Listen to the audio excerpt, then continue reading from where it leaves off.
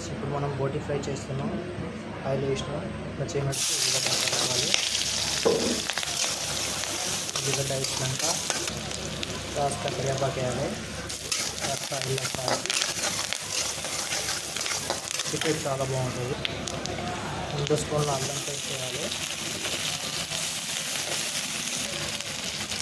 7 spoon పసుపు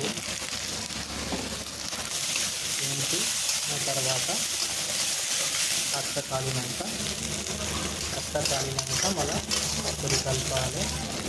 బోటీ ఉడకబెట్టిన తర్వాత వాటర్ తీసేసిన తర్వాత ఇప్పుడు బోటీ వేయాలి. వేసి కాస్త కలపాలి. కాస్త కలిపినాక ఒక 10 మినిట్స్ తర్వాత దానికి తగినంత కారము, దానికి తగినంత గరం మసాలా, దానికి తగినంత అల్లం పేస్ట్, కొత్తిమీర వేసి మిర్చి తర్వాత ఇది 1 కేజీ బోటీ ఫ్రై చేస్తున్నాను నేను.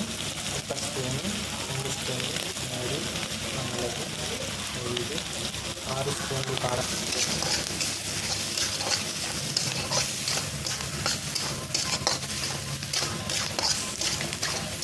చాలా బాగుంటుంది బోటీ ఫ్రై.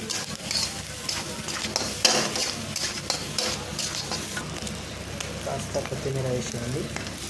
కాస్త వేగిన తర్వాత 10 మినిట్స్ ఉడికినాక మనం తీసేసుకోవచ్చు. తీసేసుకున్న తర్వాత కాస్త ధనియాల పొడి, కాస్త మిరియాల పొడి, కాస్త గరం మసాలా. అయిపోయిన టైం దీన్ని అయింది, తీసేద్దామండి. వీడియో చూసిన వాళ్ళ షేర్ చేయండి, లైక్ చేయండి, వేరే వాళ్ళకు సబ్స్క్రైబ్ చేయండి. అంటే బాగుంది. నెక్స్ట్ వీడియోలో మళ్ళీ పెట్టుకొని తీసుకోవచ్చు.